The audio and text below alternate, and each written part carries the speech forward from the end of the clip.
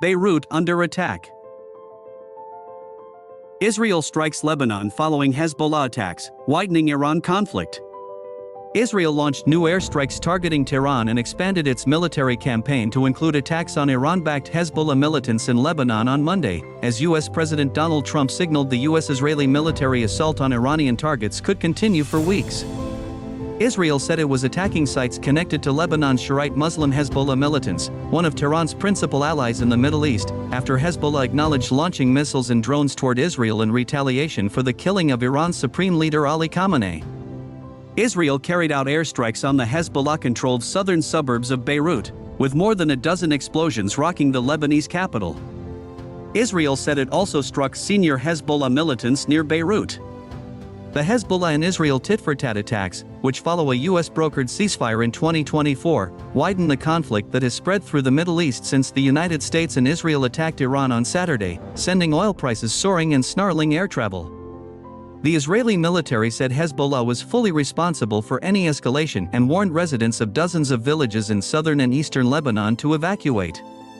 Shortly after 7 a.m., 5 o'clock GMT, air raid sirens were triggered across Israel, including in Tel Aviv and Jerusalem, warning of a fresh Iranian attack.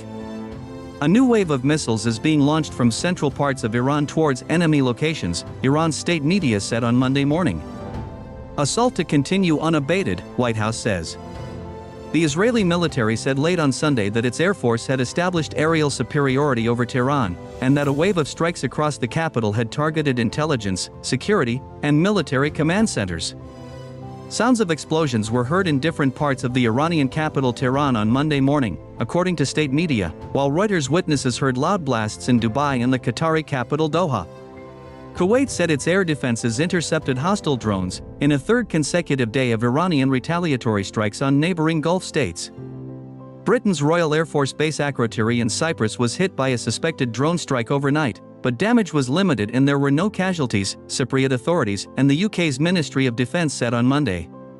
A senior White House official told Reuters that while Trump would at some point talk with new potential leadership in Iran, the military campaign would go on. The official did not identify any individuals as part of the new leadership. President Trump said new potential leadership in Iran has indicated they want to talk and eventually he will talk. For now, Operation Epic Fury continues unabated, the official said. In an X post on Monday, Ali Larijani, who was advisor to Iran's Khamenei, said his country would not negotiate with Trump. He said the U.S. president had delusional ambitions and was now worried about U.S. casualties. First U.S. casualties.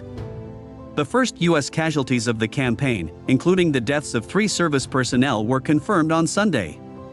2 U.S. officials, speaking on condition of anonymity, told Reuters the U.S. service members were killed on a base in Kuwait.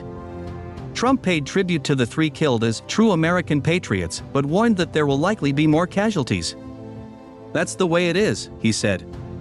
An extended military campaign could pose a major political risk for Trump's Republican Party ahead of U.S. midterm elections that could decide the fate of Congress. Only around 1 in 4 Americans approve of the operation, according to a Reuters Ipsos poll on Sunday. But in a video posted on Sunday, Trump vowed military strikes on Iran will continue until all our objectives are achieved, without providing specifics. He said the assault had so far wiped out Iran's military command and destroyed 9 Iranian Navy ships and a naval building. American aircraft and warships have struck more than 1,000 Iranian targets since the start of major combat operations on Saturday, the U.S. military said. Iran's President Masoud Pezeshkian on Sunday said a leadership council composed of himself, the judiciary head and a member of the powerful Guardian Council had temporarily assumed the duties of supreme leader. Stop fighting, promising immunity for those who surrender and threatening certain death for those who resist. He reiterated calls for the Iranian people to revolt against the government. I call upon all Iranian patriots who yearn for freedom to seize this moment, to be brave, be bold, be heroic and take back your country, Trump said in the pre-recorded video.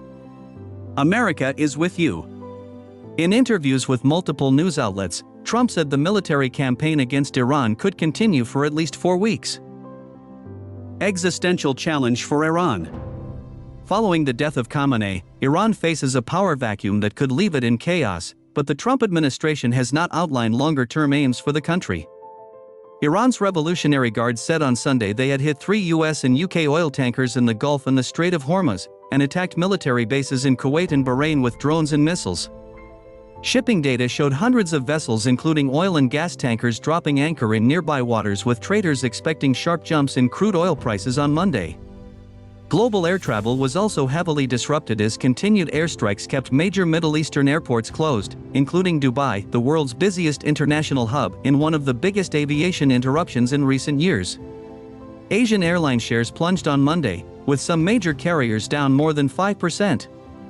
It remained unclear what the longer-term prospects were for Iran to rebuild its leadership and replace 86-year-old Khamenei, who had held power since the death of the founder of the Islamic Republic, Ayatollah Ruhollah Khomeini, in 1989.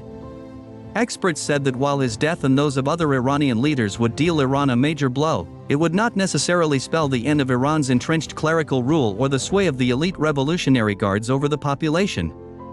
Still, it was too early to say how the Iranian people would respond to the changes. A new analysis of Iranian social media from Red Point Advisors, a global intelligence firm, suggests the public is already looking beyond Khamenei for his replacement.